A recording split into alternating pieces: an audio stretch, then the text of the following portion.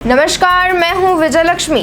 रूबरू बिहार पर आज दिन भर की बड़ी खबरों में आपका स्वागत है। चलिए जानते हैं देश प्रदेश की अब तक की बड़ी खबरों को। भाजपा नेता पेमा खांडू ने एक बार फिर अरुणाचल प्रदेश के मुख्यमंत्री के रूप में शपथ ली। वहीं चाउना मीन ने प्रदेश के उप मुख्यमंत्री के रूप में शपथ ली। राज्यपाल केटी पटनायक ने केंद्रीय गृह मंत्री अमित शाह, भाजपा अध्यक्ष जेपी नड्डा सहित अन्य नेताओं की मौजूदगी में शपथ दिलाई। एक दिन पहले ही खांडू को सर्वसम्मति से भाजपा विधायक दल का नेता चुना गया था। गर्मी से जूझ रहे उत्तर भारत और मध्य भारत को दक्षिण पश्चिम मानसून का इंतजार है।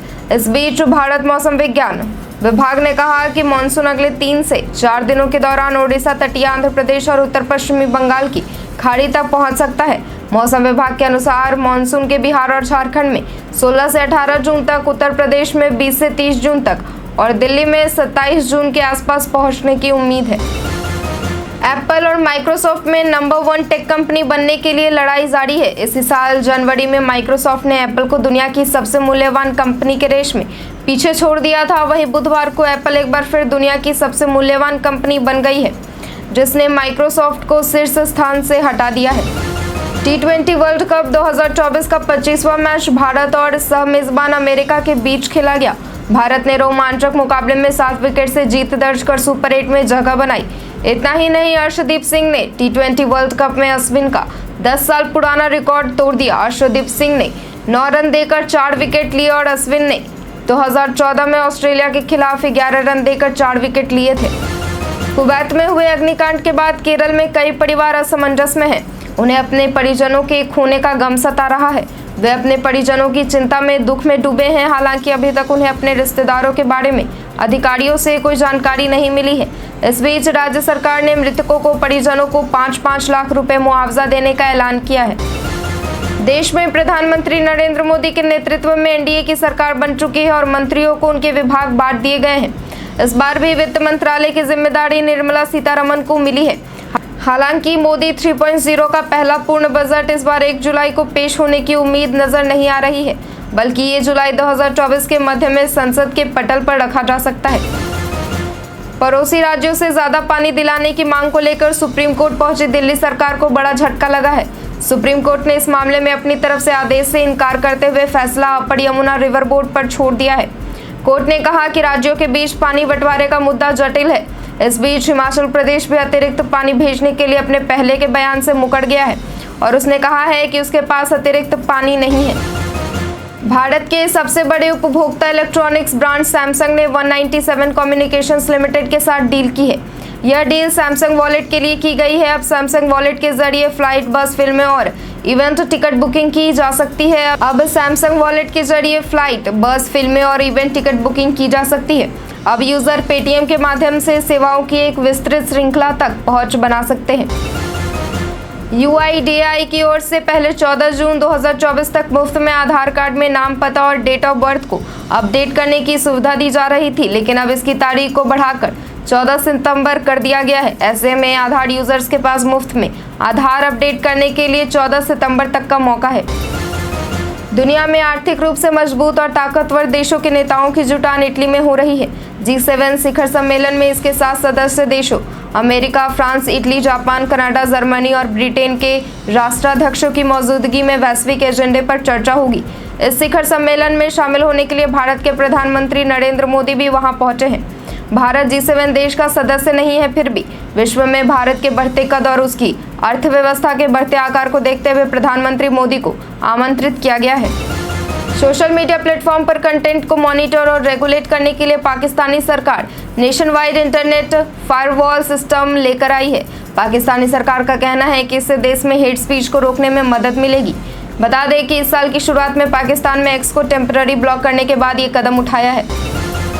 केंद्रीय शिक्षा मंत्री धर्मेंद्र प्रधान ने गुरुवार को मेडिकल प्रवेश परीक्षा नीट यूजी में पेपर लीक के आरोपों को खारिज करते हुए कहा कि इसका कोई सबूत नहीं है। एनटीए में भ्रष्टाचार के आरोप निराधार है। यह बहुत विश्वसनीय संस्था है। उन्होंने कहा कि सुप्रीम कोर्ट इस मामले की सुनवाई कर रहा है और हम उसके फैसले का पालन करेंगे।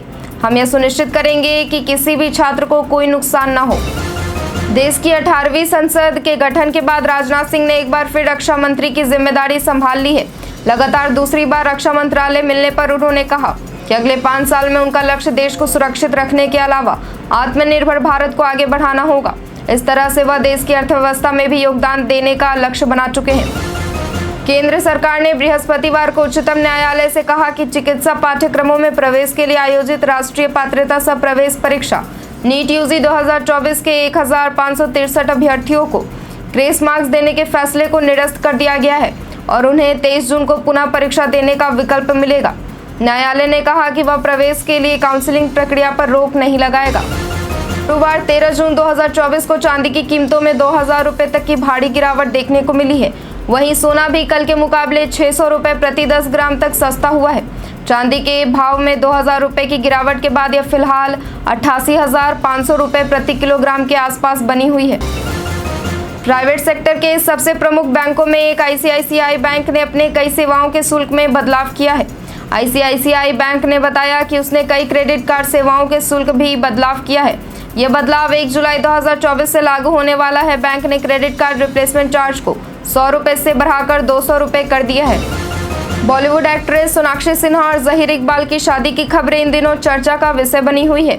हाल ही में इंडिया टुडे की एक रिपोर्ट में दावा किया गया था कि दोनों 23 जून को शादी करने वाले हैं। इसी बीच कहा जा रहा है कि कपल ने वेडिंग डेट कंफर्म कर दी है और वेडिंग इनवाइट भी शेयर कर दिया है, जो सोशल मीडिया पर चर्चा में है। देश के एटीएम ऑपरेटर कैश निकालने के लिए इंटरचेंज फीस बढ़ाने की मांग कर रहे हैं। वे रिजर्व बैंक ऑफ इंडिया तक पहुंचे हैं और इस चार्ज को बढ़ाने की अपील की है। अभी तक एटीएम में पैसा निकालने के लिए 15 से 17 रुपये तक का शुल्क लगता है, मगर यह बढ़कर 23 रुपये तक हो सकता है।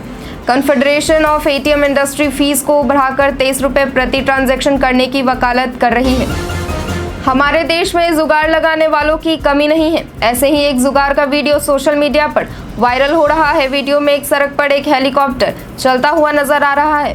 वीडियो में रंग बिरंगी लाइट से सजी एक हेलीकॉप्टर के रंग वाली कार नजर आ रही है। पहली नजर में ये बिल्कुल हेलीकॉप्टर सी नजर आती है। बिहार के गया में नगर निगम के मेयर वीरेंद्र कुमार उर्फ गणेश पासवान को लेकर सामान्य प्रशासन विभाग ने अपना आदेश जारी कर दिया है। जारी आदेश में कहा गया है कि गया के मेयर गणेश पासवान द्वारा अनुसूचित जाति पर दावे को खारिज किया जाता है। वह दुसाध समाज से नहीं बल्कि बंगाली समाज से आते हैं। विभाग ने बताया कि संयुक्त सचिव ने गया के डीएम को पत्र भेजकर मेयर पर कार्रवाई करने का आदेश दिया है। यूपीआई के आने के बाद लोगों को बड़ी राहत मिली है। एक तरफ जहां डिजिटल तरीके से खरीदारी करने में कैश की समस्या खत्म हो गई है, तो वहीं इससे लोगों का फिजूल खर्च भी बढ़ा है। लोगों को शॉपिंग मॉल से लेकर सब्जी के दुकानों में यूपीआई के द्वारा आसानी से डिजिटल पे करने की सुविधा मिल गई है। इस ऑनलाइन पेमेंट की वजह से लोगों को एहसास नहीं हो पाता कि पैसा ज़्यादा खर्च हो रहा है। कल यानी 14 जून को पूरी दुनिया में वर्ल्ड ब्लड डोनर डे मनाया जाता है। इसी बीच केंद्र सरकार इमरजेंसी सिचुएशन में ब्लड डोनरों तक पहुंच के लिए नई पहल शुरू कर रही है। देश के सभी मेडिकल कॉलेज में ब्लड डोनर रजिस्ट्री की जाएगी, यानी उनके लिए एक डाटा बैंक बनाया जाएगा। और इसके लिए सरकार ने कल यानी 14 जून के लिए दिन देश भर के सभी अस्पतालों में फ्री ब्लड टेस्ट करने की सुविधा जारी की है। बालू लदे ट्रक ट्रैक्टरों के बेतरतीब परिचालन के कारण बीते 72 घंटे से बिहार के कोइलवर छपरा 4 लेन सिकड्डी नासिरगंज पथ और कोइलवर बेटा पथ पर महाजाम का नजारा रहा। विगत 3 दिनों से रुक रुक कर हो रहे आवागमन के कारण ट्रकों ने पूरे रास्ते पर आवागमन बाधित कर दिया है। ट्रकों के जाम के कारण पटना, छपरा, सहार व आरा की ओर जाने वाली तीनों दिशाओं की सड़कें अवरुद्ध रहीं। बिहार के मुजफ्फरपुर में बुधवार को सड़क दुर्घटना में घायल मरीज के टूटे पैर में सर्जरी कर प्लेट लगाने की जगह कार्टून बांध दिया। इस पूरे ही मामले की जानकारी के बाद एसकेएमसीएच की अधीक्षक डॉक्टर विभाग ने कहा कि मरीज का इलाज किया जाएगा और इसके लिए डॉक्टर को निर्देश दिया गया है। साथ ही प्लेट की जगह पैर में कार्टून बांधने के संबंध में डॉक्टर और पैरामेडिकल स्टाफ से पूछताछ की जाएगी।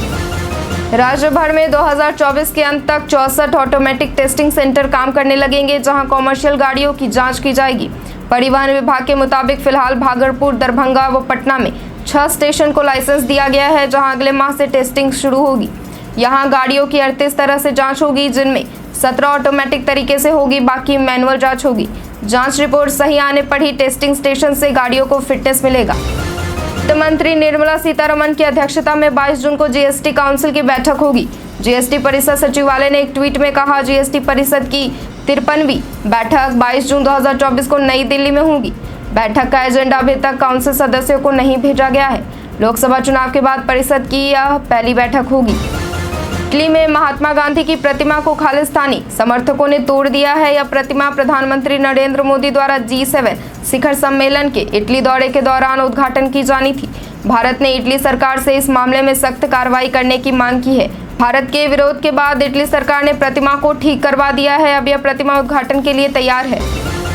महाराष्ट्र में राज्यसभा की एक सीट पर उपचुनाव के लिए कल तक 3 नाम आगे चल रहे थे। अजीत पवार के बेटे पार्थ, ओबीसी नेता छगन भुजबल और तीसरा नाम था आनंद परांजपे का। लेकिन इन सभी नामों को दरकिनार कर एनसीपी अजीत पवार की पत्नी सुनेत्रा पवार को राज्यसभा भेज रही है। कयासों का दौर अब खत्म हो गया है क्योंकि सुनेत्रा पवार ने नामांकन दाखिल कर दिया है। Popular social media platform x पर बड़ा अपडेट सामने आया है। लेटेस्ट अपडेट आने के बाद एक्स यूजर्स अब इस बात का पता नहीं लगा सकते कि दूसरे यूजर्स की पोस्ट पर लाइक कौन कौन कर रहा है। दरअसल पहले सभी यूजर्स यह देख पाते थे कि कंटेंट पर कौन कौन यूजर्स लाइक कर रहे हैं, जिससे उन्हें ट्रोल का भी सामना करना पड़ जाता था। वर्दी पहनते ही गलत तरीके से रुपए कमाने का लालच 2 ट्रेनी दरोगाओं को ले डूबा। पुलिस कमिश्नर ने उन्हें सस्पेंड कर दिया है। इसके साथ 5 अन्य दरोगा और 23 पुलिसकर्मियों को भी लापरवाही और भ्रष्टाचार में लिप्त होने के चलते निलंबित किया गया है। आगरा पुलिस कमिश्नरेट की अब तक की यह सबसे बड़ी कार्रवाई है।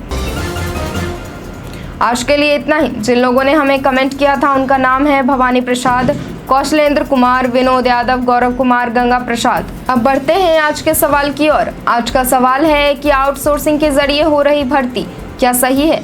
अपना जवाब हमें कमेंट सेक्शन में लिखकर जरूर दें। धन्यवाद।